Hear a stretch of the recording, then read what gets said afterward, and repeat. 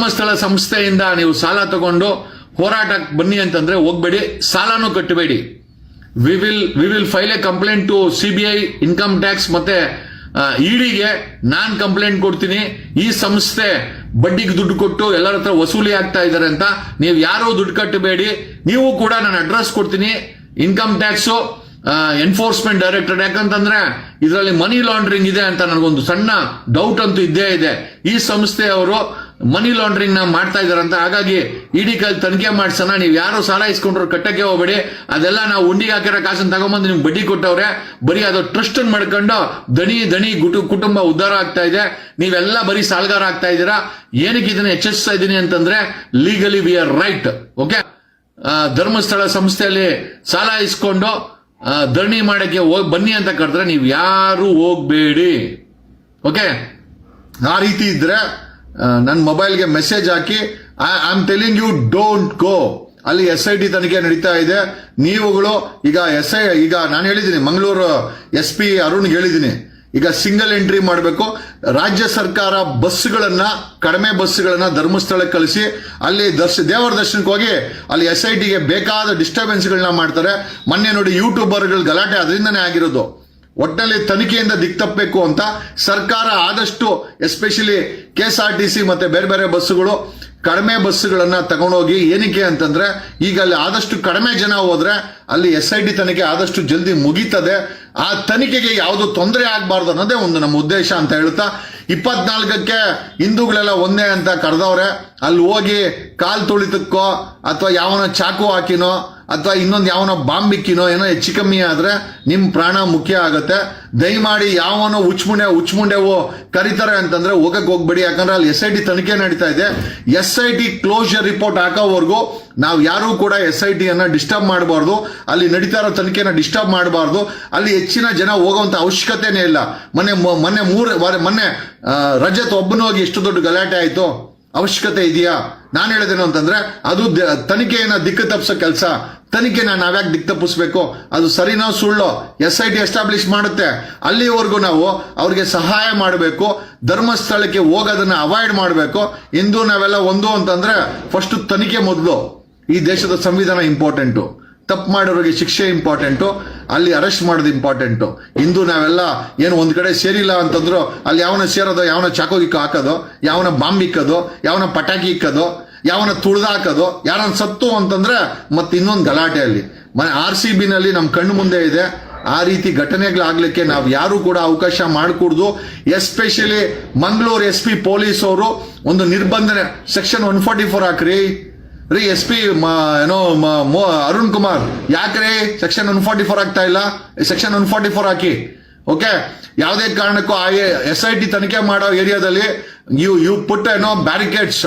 ಮಟ್ಟಕ್ಕೆ ಈ ವ್ಯಕ್ತಿಗಳಿದ್ದಾರೆ ಅಂತಂದ್ರೆ ಅಲ್ಲ, ISI ಫಂಡ್ ಮಾಡಿದ್ದಾರೆ ಅಂತ ಅವನು ಆ ಬೇವರ್ಸಿ ಪೋಸ್ಟ್ ಕಾರ್ಡ್ ಬೇವರ್ಸಿ ಹಾಕಿದ್ದಾನೆ. ದಾಖಲೆ ತಗೊಂಬಂದ್ ಹಾಕ. ನಾವು ಮಾತಾಡ್ತಾ ಇದೀವಿ, ನಮ್ಗೆ ಎಷ್ಟು ಕೋಟಿ ಕೊಟ್ಟವ್ರ ಅಥವಾ ಯಾರ್ಯಾರು ಎಷ್ಟೆಷ್ಟು ಕೋಟಿ ಇಸ್ಕೊಂಡು ನೀವುಗಳು ಅಪಪ್ರಚಾರ ಮಾಡ್ತಾ ಇದ್ದೀರಂತ ನಮ್ಮ ಹತ್ರ ಸಂಪೂರ್ಣ ಮಾಹಿತಿ ಇದೆ. ಇನ್ಕ್ಲೂಡಿಂಗ್ ಗೌರ್ಮೆಂಟ್ಗೆ ಏನೇನ್ ಫಂಡಿಂಗ್ ಆಗಿದೆ, ಗೌರ್ಮೆಂಟ್ ಅಲ್ಲಿರೋರು ಎಷ್ಟೆಷ್ಟು ಕೋಟಿ ಫಂಡ್ ಇಸ್ಕೊಂಡಿದ್ದಾರೆ, ಮಾಧ್ಯಮಗಳಿಗೆ ಏನ್ ಫಂಡಿಂಗ್ ಆಗಿದೆ, ಹಳೆ ಬೇವರ್ಸಿ ಪೌಡರ್ TV ಅಂತವ್ರಿಗೆ ಎಷ್ಟು ಪೇಮೆಂಟ್ ಆಗಿದೆ, ಅಲ್ಲಿ ಬಡ್ಕೊಳೋ ಅಂತ ಬಿಕನಾಸಿಗಳಿಗೆ ಎಷ್ಟು ಪೇಮೆಂಟ್ ಆಗಿದೆ, ಎಲ್ಲ ಮಾಹಿತಿ ಇದೆ. On going investigation. ನಾವು ಡಿಸ್ಟರ್ಬ್ ಮಾಡಕ್ ಇಷ್ಟ ಇಲ್ಲ. ಈ ಧರ್ಮಸ್ಥಳ ಗ್ರಾಮೀಣ ಅಭಿವೃದ್ಧಿ ಯೋಜನೆ ಒಳಗಡೆ ಈ ಬಡ್ಡಿ ಕಾಸು ಕೊಡೋದೆಲ್ಲ ನಾವು ಕೇಳಿದ್ದೀವಿ. ಧರ್ಮಸ್ಥಳ ಸಂಸ್ಥೆಯವರು ಬಡ್ಡಿಗೆ ಕಾಸುಗಳನ್ನ ಕೊಡೋದು ನೋಡಿದ್ದೀವಿ.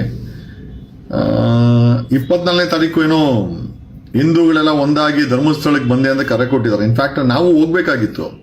ಬಿಗ್ಗೆಸ್ಟ್ ಪ್ರಾಬ್ಲಮ್ ಏನು ಅಂತಂದ್ರೆ ಈಗ SIT ತನಿಖೆ ಮಾಡ್ತಾ ಇರೋದಂತ ನಾವೆಲ್ಲ ಹೋಗಿ ಡಿಸ್ಟರ್ಬ್ ಮಾಡೋದು ಅಂತ ಅವಶ್ಯಕತೆ ಇಲ್ಲ. ಯಾರು ಕೂಡ ಕರಿಬೇಡಿ. ಈ ಒಂದು ತನಿಖೆ ಮುಗಿಯೋವರೆಗೂ ಮಂಗಳೂರು SP ಅರುಣ್ ಕುಮಾರ್ ಅವರೇ ಈ ಒಂದು SIT ತನಿಖೆ ಮುಗಿಯೋವರೆಗೂ ಯಾರಿಗೂ ಕೂಡ ಯಾವುದೇ ರೀತಿಯ ಕಾರ್ಯಕ್ರಮಗಳನ್ನ ಧರ್ಮಸ್ಥಳದಲ್ಲಿ ನಡೆಯದ ಹಾಗೆ ನೋಡ್ಕೊಳ್ಳಿ.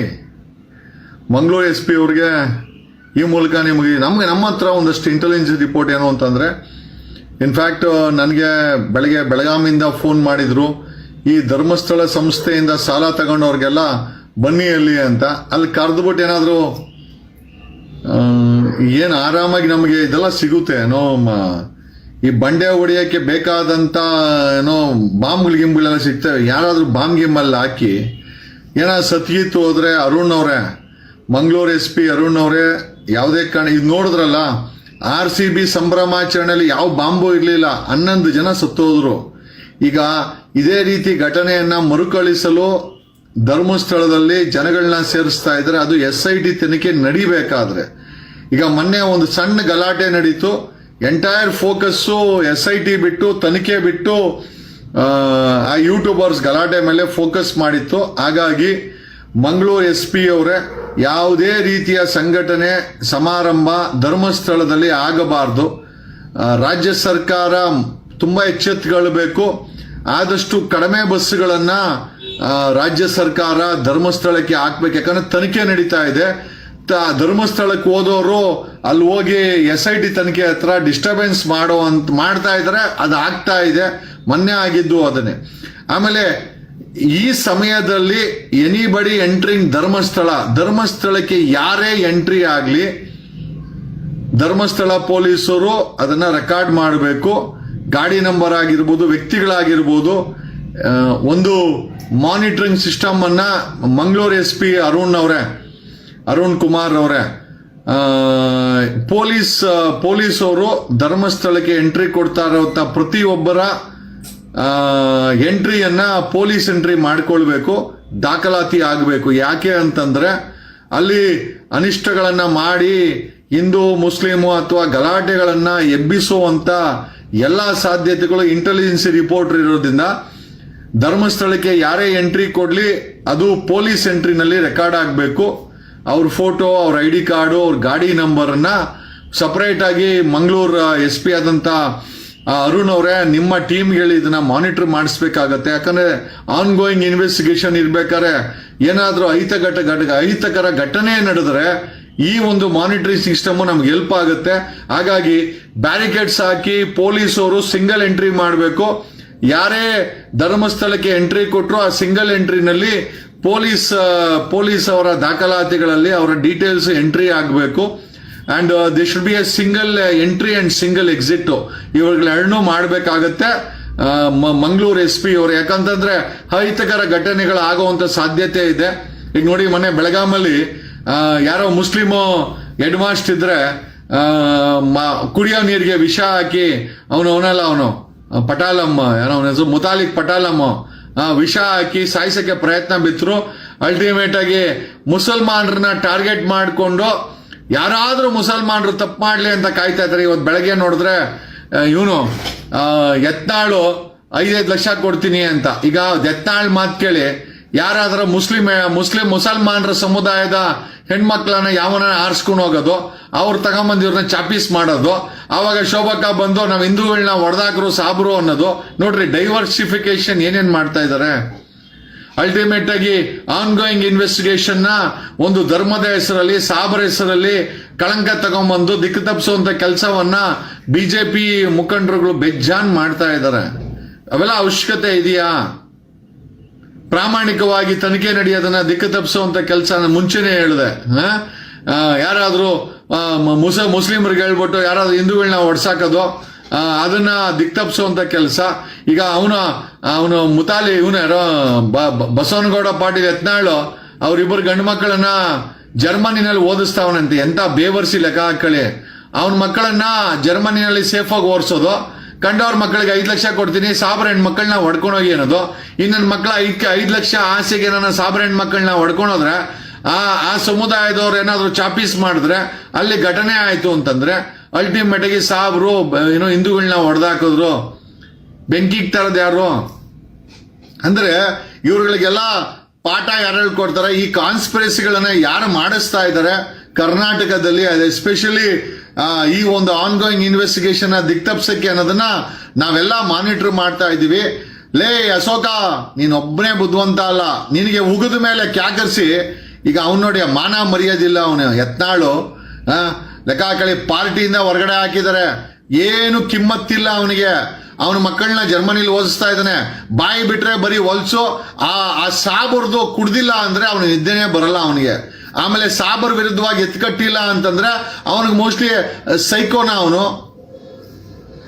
ಒಳ್ಳೆ ಕೆಲಸ ಮಾಡಿದ್ರಿ ಬಿಜೆಪಿಯವರು, ಅವನನ್ನು ಕಿತ್ತಿ ಹೊರಗಡೆ ಹಾಕಿದ್ದು. ಅಲ್ಲೆಲ್ಲಾದ್ರೂ ಆ ಬೀದಿ ಬಸವಂತರ ಓಡಾಡ್ಕೊಂಡಿರ್ಲಿ. ಬಟ್ ಏನಂತಂದ್ರೆ ಈ ಮಾಧ್ಯಮದವ್ರಿಗೂ ಬುದ್ಧಿ ಇಲ್ಲ. ಆ ಒಂದು ಹಲ್ಕಟ್ಗೆ ಹೋಗಿ ಮೈಕ್ ಇಡ್ತಾರೆ. ಅವನು ಮುಸ್ಲಿಂ ಹೆಣ್ಮಕ್ಳನ್ನ ಎತ್ತಾಕೊಂಡು ಹೋಗ್ರಿ, ಲವ್ ಮಾಡಿ 5 ಲಕ್ಷ ಕೊಡ್ತೀನಿ ಅಂತಾನೆ. ಈಗ ನಾನು ಅಷ್ಟೇನೆ ಬೆಳಿಗ್ಗೆ ಅದಕ್ಕೆ ಅನೌನ್ಸ್ ಮಾಡಿದೆ, ಅವನಿಬ್ಬರು ಮಕ್ಕಳಿಗೂ 5 ಕೋಟಿ ಅನೌನ್ಸ್ ಮಾಡಿದ್ದೀನಿ. ಸಾಬರ್ ಹೆಣ್ಮಕ್ಳನ್ನ ಕರ್ಕೊಂಬಂದು ಸಂಬಂಧ ಬೆಳೆಸಿ ನೀನು ಮದುವೆ ಮಾಡಿದ್ರೆ 5 ಕೋಟಿ ನಾವೇ ಕೊಡ್ತೀವೋ, ನಿನ್ನ ಮುಖದ ಮೇಲೆ ಬಿಸಾಕ್ತೀವಿ ಯತ್ನಾಳ್. ಓಕೆ, ನೀನಂತ ಅದನ್ನ ಹೇಳಿಸ್ಕೊಳಕ್ಕೂ ಲಾಯಕ್ಕಿಲ್ದಂತ ಏನೋ ವ್ಯಕ್ತಿ ಅಂತ ನಮಗೆ ಗೊತ್ತಿದೆ. ನೋಡಿ, ಈ ಒಂದು ಹತ್ಯಾಕಾಂಡದ ಬ್ಯಾಕ್ಗ್ರೌಂಡ್ ಅಲ್ಲಿ ಸಾಕಷ್ಟು ಕೈಗಳು, ಮನಸ್ಸುಗಳು, ಆತ್ಮಗಳು ಈ ಆನ್ಗೋಯಿಂಗ್ ಇನ್ವೆಸ್ಟಿಗೇಷನ್ ಡಿಸ್ಟರ್ಬ್ ಮಾಡೋಕ್ಕೋಸ್ಕರ ಸಾಕಷ್ಟು ಜನ ಕೆಲಸ ಮಾಡ್ತಾ ಇದ್ದಾರೆ. ಇವನು ಯಾರೋ BC ಪಾಟೀಲು, ಫಾರ್ಮರ್ ಪೊಲೀಸು, ಅವನ MLA ಆದ ಬಾಂಬೆ ಬಾಯ್ಸ್ ಗ್ಯಾಂಗಲ್ಲಿ ಅವನೇ BC ಪಾಟೀಲ್ನು. ಆ BC ಪಾಟೀಲ್ನ ಹೇಳ್ತಾನೆ ಮಾನಸಿಕ ಅಸ್ವಸ್ಥ ಅಂತ. ಸ್ವಂತ ಅಳಿಯ ಸೂಸೈಡ್ ಮಾಡ್ಕೊಂಡು ಸತ್ತೋದ. ಏನು ಕರ್ಮ ಅಂತ ಹೇಳ್ಬೋದು. ಅವನಿಗೆ ಮಗಳಿಂಗ್ ಆಗಿದ್ದಾಳೆ, ವಿಧವೆ ಆಗಿದ್ದಾಳೆ, ನನ್ನ ಅಳಿಯ ಆತ್ಮಹತ್ಯೆ ಮಾಡ್ಕೊಳ್ಳೋ ಅಂತ ಮಾನ ಮರ್ಯಾದಿಲ್ದಂತ ವ್ಯಕ್ತಿ ಧರ್ಮಸ್ಥಳದ ಹತ್ಯಾಕಾಂಡದ ಭೀಮನ್ಗೆ ಮಾನಸಿಕ ಅಸ್ವಸ್ಥ ಅಂತಾನೆ. ಭೀಮಾ ಮಾನಸಿಕ ಅಸ್ವಸ್ಥನ, BC ಪಾಟೀಲ್ ಒಬ್ಬ ಮಾನಸಿಕ ಅಸ್ವಸ್ಥ ರೋಗಿನ. ಇವನಂತ ಸೈಕೋನ ನಮ್ಗೆ ಅರ್ಥ ಆಗಲ್ಲ. ಇವನು ಹೇಳ್ತಾನೆ, ಯಾರೋ ಅಶೋಕ ಹೇಳ್ತಾನೆ ಸಾಬ್ರು ಇದಕ್ಕೆ ಫಂಡಿಂಗ್ ಮಾಡ್ತಾವ್ರೆ ಅಂತ. ಇನ್ನೊಂದ್ ಕಡೆ ಅವನು ಹೇಳ್ತಾನೆ, ಯಾರೋ ಮಹೇಶ್ ಹೆಗ್ಡೆ ಪೋಸ್ಟ್ ಕಾರ್ಡು, ಆ ಪೋಸ್ಟ್ ಕಾರ್ಡ್ ಇರೋ ಬೆಲೆ ಕೂಡ ಅವನಿಗಿಲ್ಲ. ಅವನೇ ಹೇಳ್ತಾನೆ ISIS ಫಂಡ್ ಮಾಡಿಸ್ತಾ ಇತ್ತಂತೆ. ನಾನು ಮಾತಾಡ್ತಾ ಇದ್ದೀನಿ, ನನಗೆ ಯಾರು ಫಂಡ್ ಮಾಡಿಸಿದ್ರು, ನಿಜವಾದ ಫಂಡಿಂಗ್ ಎಲ್ಲ ಆಗಿದೆ ಅಂತ ನಾನು ಹೇಳ್ತೀನಿ. ಆ ಪೌಡರ್ ಟಿವಿ ಅವನಲ್ಲ, ಆ ಪೌಡರ್ ಟಿವಿ ಅವನಿಗೆ 15 ಕೋಟಿ ಆಗಿದೆಯಂತೆ, 15 ಕೋಟಿ. ಆಮೇಲೆ ಅಲ್ಲಿ ಇಬ್ಬರವರಲ್ಲ, ಧರ್ಮಸ್ಥಳದಲ್ಲಿ ಇಬ್ರು ಮೇನ್ ಪಿಲ್ಲರ್ಗಳಿದಾರಲ್ಲ, ಅವ್ರಿಬ್ರ ಹೆಸರು ಹೇಳಲ್ಲ, ಅವ್ರಿಗೆ 35 ಕೋಟಿ ಆಫರ್ ಎತ್ಕೊಂಡು ಹೋಗಿದ್ದಂತೆ ಅವನು ಪೌಡರ್ ಟಿವಿ ಅನ್ನೋ. ಅವರು ಮಾತಾಡ್ಬಿಟ್ಟು ಅವ್ರು ಈಸ್ಕೊಂಡಿಲ್ಲ.